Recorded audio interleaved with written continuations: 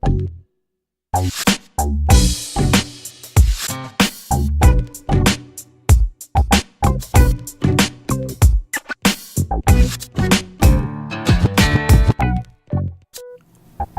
you doing, everybody? My name is Octavius Von Blount. I'm the coordinator for the Mayor's Office of Black Male Engagement, and we're with another Spotlight series where we spotlight black men doing great work in the city of Philadelphia. We have another gentleman here that does great work in the city, and his name is Shuja Moore. If you can tell us a little bit about yourself, what you do, background, the whole nine, you can do that right now, if that's possible. That's great. That's great. My name is Shuja Moore. I work for Filter Marketing, the community division, and I also have my own thing called Crown Mentality. Okay. And, yes. And what we do at Filter is we try to build partnerships among for-profit businesses, nonprofits, municipalities to solve issues that's going on in the inner city, right? Okay. And we try to get, as far as marketing campaigns, we like to phrase it as doing well by doing good, right? Okay. And we bring businesses in to find a way to solve those problems, and it's also great marketing for them as well. We want them to truly invest in the consumers that they serve, right? Okay. And Crown Mentality is all about, we focus on the people of age between 15 and 25, really getting them to be proud of who they are, black and brown people, and looking at themselves as kings and queens. And you know, it's about upliftment and self-awareness. Okay. Right. We're gonna get to that because I really liked how you explained what you do and what y'all do for these young black men and women. But before I get into that, I would like to know a little bit about yourself, background, school, everything like that. So yeah, the name Shuja is an Arabic word for courageous and brave. I grew up in a Muslim community. I had great parents. They're still alive and married and having their ups and downs, but I had great parents, and they raised me in the Philadelphia Muslim community. I'm from West Philly, 47 for Sansom. And so I bounced around Claire Muhammad, Cuba School, up Germantown. I'm sure some of your viewers are familiar with those masjids and stuff.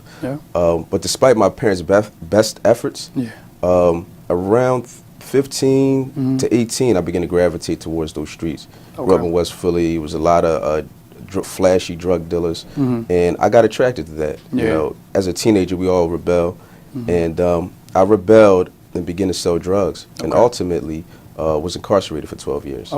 And that's when I had to grow. All the seeds that my parents had planted in me growing up, they didn't grow and bear fruit until I was incarcerated. And my whole goal during that time was to work on who I didn't want to be. I had to go to prison and realize, oh, I'm not a gangster. Like, you know, I'm a black male king. Right. So that gave me the what's the word I'm looking for? Really, just the recognizing the responsibility that I had when I came home to uplift my community, be responsible towards my parents and my victims as well, to show that who I was is not who I am. You know, and I'm gonna use what happened to make the best that I can, bring the best that I can to this world. I was waiting for you to say something like, what I went through, now I'm doing this, now I'm doing positive things, because I say everything happens for a reason. Maybe you had to go through that to let these, what you have, it's called Crown Mentality. Yes. Maybe you had to go through that in order to provide these young men and young women with, look, this is not what you want to do. This is not where you want to go. I've been through it. You may have something that may lead down the wrong way, and you may be able to say, look, it's not going to get there. Well, yeah, I definitely have that experience to tell them, yo, you don't want to go down that path, for sure. So, now with Crown Mentality, if you can explain what that is, because I know you explained what you do. How do you think having young men and young women see themselves as king and queens can boost up their mentality, boost up their sense of confidence? Well, there's four areas that I like to focus on. The first being self-awareness. Again, how you see yourself, who you are, being true to that, and not bowing to peer pressure. Critical thinking skills, problem-solving skills. I think a lot of the problems that we have is because they don't know how to properly really analyze a situation or think through a situation, the consequences, the good and the bad, how is this going to affect other people. So they need those two things as well, and then ultimately social responsibility. These four areas is things that I like to find ways to indoctrinate the kids with, because if you have those four things, I think they'll be great citizens, right? With Crown Mentality, I try to find entertaining, smart, effective ways of giving 15 to 25-year-olds those 4 skills. Okay. Right now I'm working on a short film project. I have a series of short films about to roll out. The first one is called Hood Rich. It's something that we all coming up, we want to be rich. Yep. But a lot of times we're so narrow-minded, we just focus on being hood rich, right? So it's a group of kids, different groups of kids challenging me on, the person who I see as successful is the drug dealer on the corner. I don't see examples of people like you, right? So I'm like, oh yeah, and I go out and I show them young entrepreneurs, kind of like you're doing with the Spotlight series. I show them entrepreneurs around the city, young black and brown people just like themselves. The second one is called Real One, and it's about toxic masculinity. You know, everybody want to be a real one, but what is a real one? What is a real man? So we go about defining that. And then the third one, I'm going to begin to spotlight guys who have come home, returning citizens, and talk through a prison experience that was important to them, what they learned, how they learned from it, and how it was, you know, kind of traumatic, and also what did they do? Excuse me, what did they do? And what are they doing now? Okay.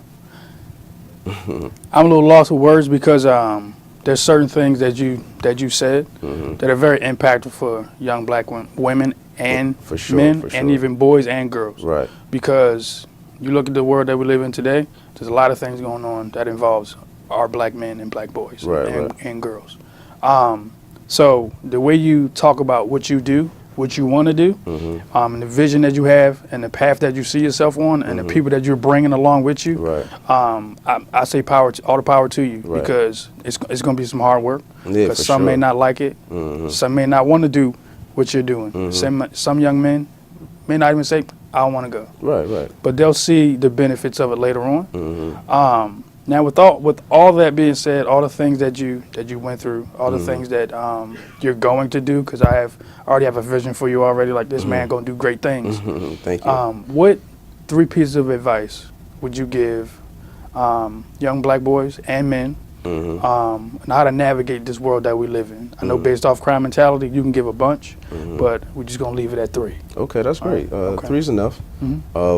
First thing I would say, again, I cannot preach enough, is self-awareness, meaning truly discover who you are. And that's not an overnight thing. It comes when it comes. Write on a piece of paper. What do you like? What are you into? Truly, who are you? Not what you think your community wants, the neighborhood wants, your homie wants, your mom, your dad. What do you want for yourself, right? And once you begin to find that person, I would say seek mentorship to continue to grow, you know, and to see what else is possible out in this world. So self-awareness, mentorship, and lastly, I would say get out of your neighborhood. You know, travel, see the world, try different foods, see how other people live and what they believe. And, you know, the world is so vast, and a lot of times, from what I see, we restrict ourselves to just our neighborhoods. Okay. I like those 3 pieces of advice. Mr. Shuja Moore, I want to thank you for coming in today and also being a guest on this Spotlight series. Thank you. I appreciate the work that you're doing and the work that you're going to continue to do. Right. So if you want to check us out on our next Spotlight series, please do so, and have a blessed day.